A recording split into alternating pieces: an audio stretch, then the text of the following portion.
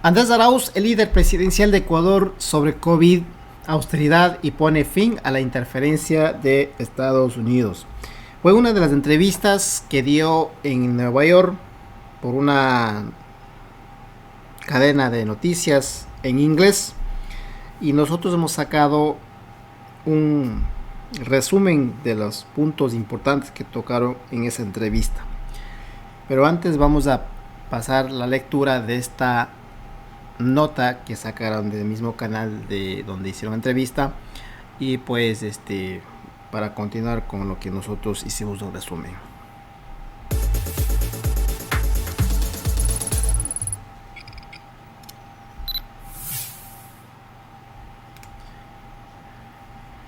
Bien, el líder presidencial de Ecuador dice que el país se enfrenta a una doble crisis de COVID-19 y austeridad.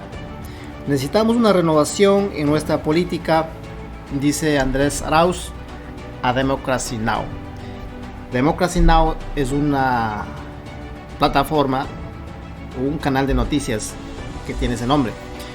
El economista de izquierda consiguió casi el 33% de los votos en la primera vuelta de las elecciones presidenciales de Ecuador el 7 de febrero, pero no alcanzó el 40% que es necesario o se requiere para no tener que ir a una segunda vuelta o para ganar definitivamente, ¿no? Eso es lo que dice la ley, la Constitución. Se enfrentará al banquero de derecha Guillermo Lasso o al candidato indígena Yacu Pérez en una segunda vuelta el 11 de abril. Dependiendo de los resultados de un reconteo, luego de que ambos candidatos obtuvieran algo más del 19%, es decir, fue un empate de los votos, Arauz se ha comprometido a poner fin a las medidas de austeridad impuestas por el presidente saliente de derecha de Ecuador, Lenín Moreno, y es cercano al expresidente Rafael Correa, quien dirigió el país de 2007 a 2017, y se le atribuye haber sacado de la pobreza a más de 1 millón de ecuatorianos. Arauz se desempeñó en la administración de Correa como director del Banco Central y luego como ministro.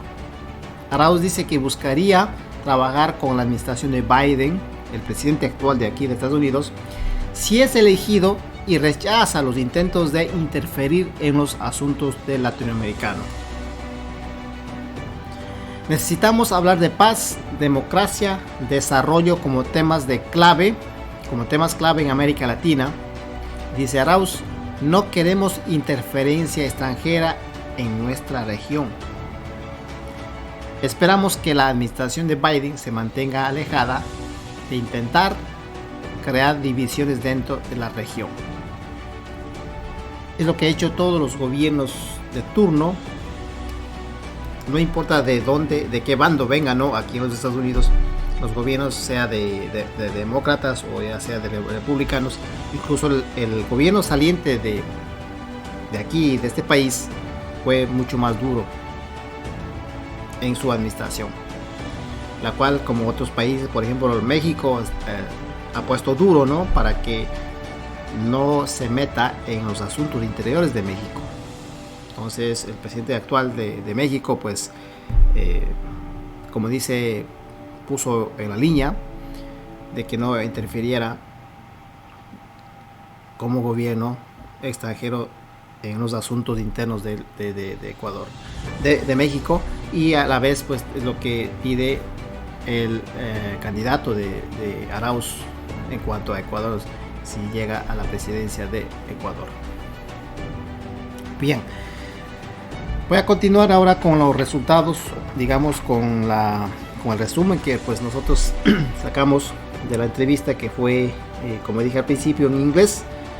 Y pues la primera pregunta, como fue la que preguntó la entrevistadora, es que si los ecuatorianos aquí podían votar. La respuesta fue pues sí, que los ecuatorianos podían votar, que la cual fue uno de los logros, los cambios que se hizo en la Constitución de 2008, donde pueden y podemos tener nosotros como ciudadanos que vivimos fuera del país un representante en la asamblea. De lo que antes del 2008 esto no era posible. Y por eso hay un dicho que los ecuatorianos antes de 2008 vivíamos en una sombra. Los servicios consulares eran pésimos. Entonces, después de la Constitución de 2008, hay un cambio donde desde entonces podemos tener un representante que ahora sí podemos mandar propuestas, porque la gente que está afuera tiene una forma distinta de ver las cosas desde afuera, de hacer cosas distintas maneras, mejorar al país. Eso es el anhelo de los ecuatorianos que vivimos fuera del país, ver un país mejor, ver un país lleno de oportunidades como aquí en los Estados Unidos, siempre y cuando tengamos un gobierno que tenga la voluntad para gobernar para el país, un gobierno que nazca desde la base, que construya un cimiento, que no esté involucrado con grandes banqueros, con la derecha, donde siempre ha gobernado en Ecuador. Entonces, gracias a eso nosotros tenemos esa oportunidad de exigir incluso al representante y que también conectarnos para poder de esa manera intercambiar ideas, pensamientos, propuestas para mejorar a nuestro país. En una de las partes importantes, por ejemplo, en la educación, de la cual cuando fue el expresidente Rafael Correa en su gobierno, hizo algunos cambios en cuanto a la educación, donde mayor parte de jóvenes pues no le gustó esos cambios, y nosotros pues acá que vivimos siempre estuvimos de acuerdo que esos cambios se tienen que hacer si nosotros queremos mejorar el servicio público, donde jóvenes, hay gente que siempre se quejaban o rechazaban de que cómo es posible que un joven que quiera estudiar cierta carrera, que tiene que tomar un examen para adquirir los puntos necesarios, y en caso de que no adquieras puntos necesarios no puede estudiar la carrera que desea estudiar. Y por eso fue que el expresidente Rafael Correa, siempre catalogado de autoritarismo, de decir que quiere seleccionar a la persona o quiere que estudie a los jóvenes lo que él quiere que estudie. En sí, eso pues por una parte el pueblo ecuatoriano tenía razón de quejarse, porque pues no fue socializado al pueblo. Se tenía que haber socializado con un tiempo no tan corto para que la gente vaya se dando cuenta de qué se trata o cómo funciona todo esto. Porque aquí en este país, un estudiante de escuela para ir al colegio, para ir a una universidad, tiene que pasar 2-3 exámenes a la ciudad, al gobierno, a la escuela, para poder ingresar en una escuela que quiera estudiar una cierta carrera. Si en caso de que no adquiere los puntos necesarios, no puede ingresar. Simple y sencillamente es como así funciona la educación acá. Es lo que quería implementar el expresidente Rafael Correa, porque el estudio aquí se graduó en la Universidad de Champaign, que no está tan lejos de aquí, y eso es lo que quiso implementar en el Ecuador, para mejorar el servicio público, para tener mejores doctores, mejores maestros, entre otras carreras, ¿no? Pero pues la derecha, que siempre han negociado con la educación. Me acuerdo yo de niño que simplemente con que una persona, un padre de familia, iba con un saco de papas, con unos huevos, con una gallina, el maestro ya le pasaba el año. ¿Pero de qué servía? No sabía nada. absolutamente nada, se pasaba el año sin saber nada. Eso acá no se puede hacer. Aquí se da examen, se adquiere puntos necesarios para lo que un alumno, para lo que un estudiante, para lo que un joven quiere estudiar. En caso contrario, no puede ingresar a estudiar la carrera que percibe, la cual era bueno, y pues el gobierno Moreno esto le tumbó. Bien, bueno, voy a pasar al segundo punto que tocó en este caso. Por ejemplo, la periodista le preguntaba que Ecuador está pasando un momento de crisis económico y de la pandemia.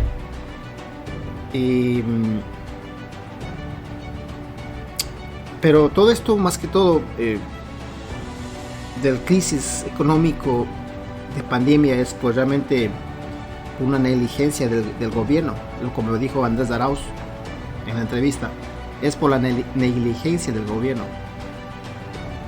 no porque, es decir, el crisis es doble, más económico y más la pandemia. Y pues nosotros vimos realmente lo que sucedió, ¿no? Las noticias, se veía como que un país que estaba en un fin de mundo, de la gente que moría en las calles, hospitales colapsados, todo el sistema de salud colapsado. Otra pregunta que realizó, dice: tú has sido escogido por Correa y fuiste parte de la administración de Rafael Correa. ¿En qué estás de acuerdo o en qué desacuerdo con lo que hicieron? Y Andrés Arauz recalca de que hemos tenido tremendos avances, como en la infraestructura, como en el sistema de salud, en el sistema de educación, que han construido 52 hospitales, las cuales en estos momentos de pandemia han servido mucho. Si estos 52 hospitales no hubiesen existido, creo yo que Ecuador pues hubiera sido ya otra historia. Entonces realmente hubiera sido catastróficamente impensable de lo que hubiese pasado si no hubiese existido estos hospitales. La otra pregunta que realiza es cómo planea negociar si llega a ser presidente de Ecuador. ¿Cómo planea negociar con la deuda de FMI, por la cual el pueblo salió a protestar el octubre pasado? Andrés Arauz recalca que sí fue cuando el gobierno de Moreno subió las gasolinas y diésel a 200%. Ese fue un golpe muy grande para el pueblo ecuatoriano. Y la consecuencia de la protesta, más de 1.200 personas fueron encarceladas y muchos muertos. Por eso nosotros proponemos inyectar ayuda de emergencia, así como aquí entregan cheques para ayudar a las familias más necesitadas. Para agregar algo más de lo que Andrés Arauz mencionaba de la gasolina cuando subió la protesta del 2019 de octubre.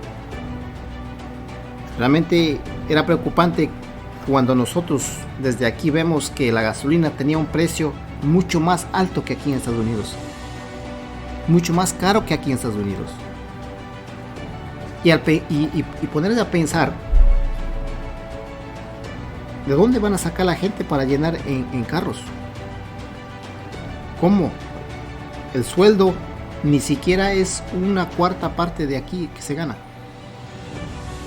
Entonces, a la final, pues este decreto que mandó el gobierno fue tumbado. A consecuencia, pues fue muchos nuestros compatriotas que salieron a luchar, que perdieron muchas vidas. A consecuencia de que ellos salieron por nosotros, no solamente por los ecuatorianos que se encuentran en el país, incluso por nosotros que estamos fuera del país, muchos de ellos se se encuentran presos hasta el momento. Y mucha gente quedaron menos válido. Realmente fue algo que nunca se esperaba. Por ejemplo, en gobierno del expresidente Rafael Correa jamás se había visto unas protestas como estos. Jamás se veía. Antes que llegara el expresidente Rafael Correa, se veía eso. Protestas, paro de médicos, paro de choferes, paro de policías, paro de maestros. Me acuerdo que escuelas y colegios y universidades casi ni siquiera se abrían. Siempre paro. Hasta que llegó el expresidente Rafael Correa, por los 14 o 15 años que gobernó, jamás hubo una protesta como octubre pasado. Y que también lo que menciona que sobre si llegara a ser presidente, que pues ya había ha mencionado siempre en las entrevistas y en la campaña, de que él estaría entregando una cantidad económicamente, un cheque a las personas ecuatorianas, personas más necesitadas en los momentos difíciles de la pandemia, como ejemplo puso como aquí en Estados Unidos. Y no solamente aquí en Estados Unidos eso están realizando, sino entre otros países, como México también, por ejemplo, el gobierno está dando cheques para personas más necesitadas que no tienen trabajo por la consecuencia de pandemia, perdieron trabajo. Hay empresas que cerraron, hay restaurantes que están cerrados hasta el momento, siguen cerrados. Hay gente que no tiene trabajo, hay gente que están completamente sin dinero. Entonces creo yo que ese incentivo haría mucho bien al Ecuador, en especial a las personas más necesitadas, gente que no tiene realmente qué comer. Otra pregunta que dice: uno de tus oponentes, llamado Yacu Pérez, representante del movimiento indígena, tiene una plataforma en marcha llamado a terminar con la minería y con otras industrias de extractivismo,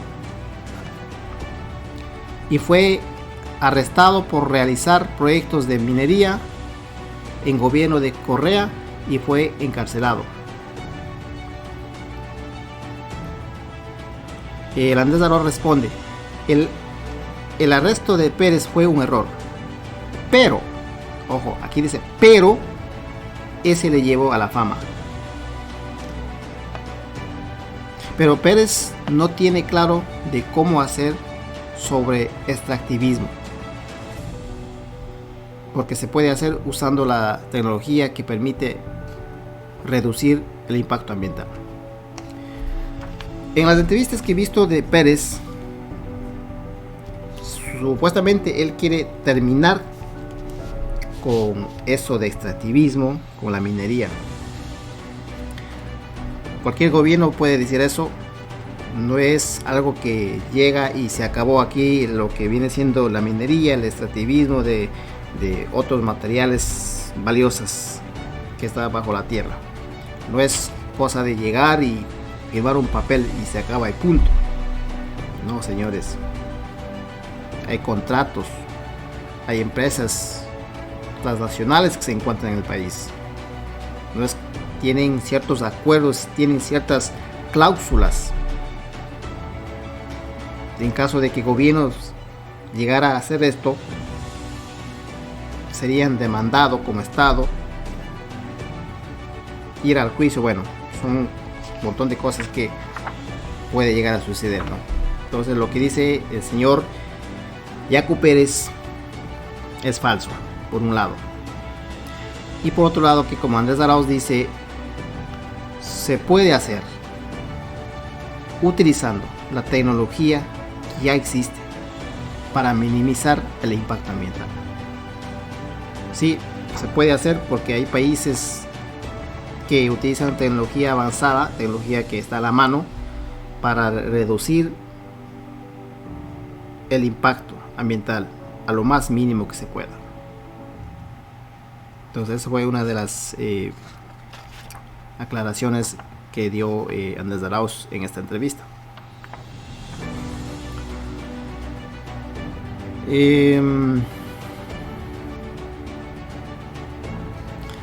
Otra de las preguntas que fue también qué tan preocupado está por organismos y de Estados Unidos que pueden estar atentando para cancelar la elección de la primera vuelta. Y responde Andrés Arauz: nosotros estamos preocupados porque no sé a quién de los candidatos van a competir con nosotros en la segunda vuelta, pero por retrasos de decisiones estarían alargando al gobierno de Moreno, o incluso cancelar la segunda vuelta para que Moreno siga gobernando. Lo que el pueblo quiere es que el morenismo, el gobierno de Moreno, que se vaya, que se termine ya. Puede haber conteo, pero también deben dejar que nosotros también tenemos que estar observando para monitorear y asegurar que nuestros votos están seguros. Es lo que dice Andrés Arauz. Para que no haya una manipulación, también deben ser como la organización, más que todo, que sacaron más votos, deben tener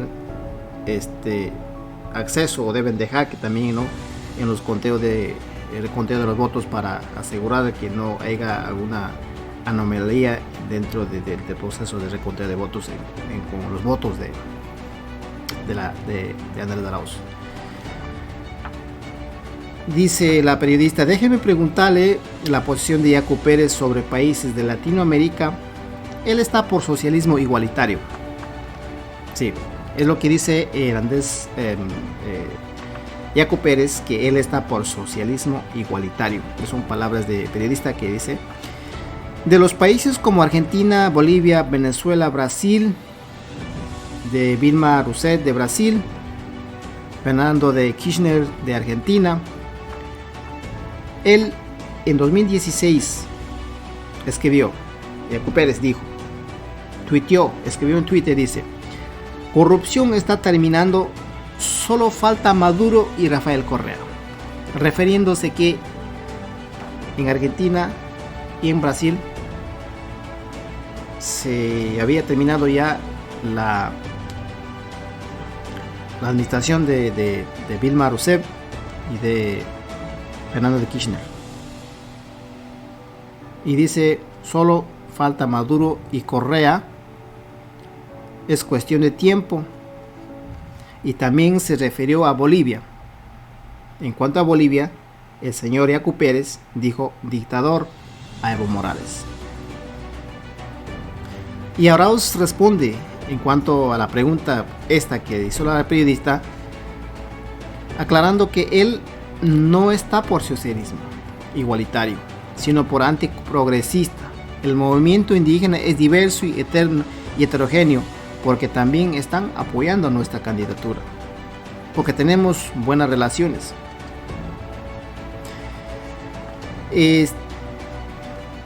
Lo que dice Andrés Arauz en cuanto a Yacu Pérez, de que el señor no está por socialismo igualitario, es cierto.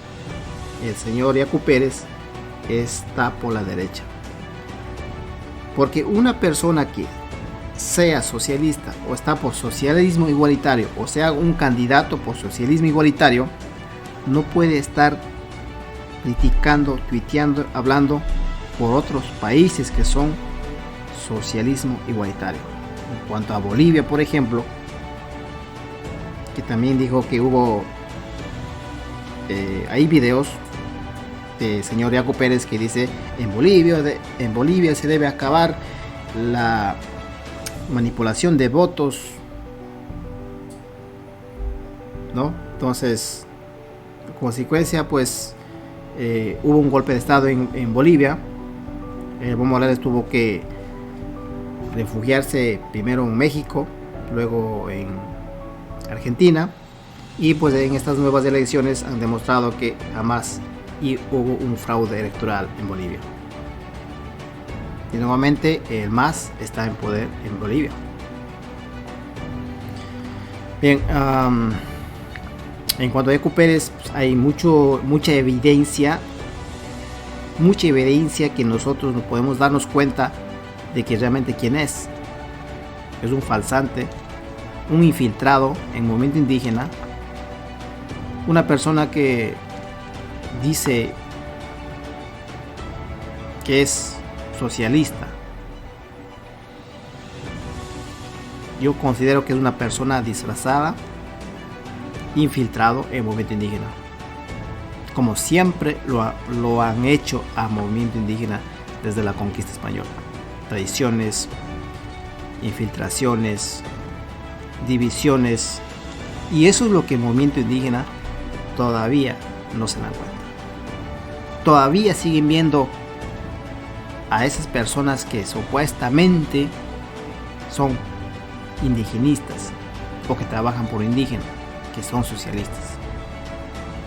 Y es uno de ellos claramente en esta ocasión, este señor Yacu Pérez.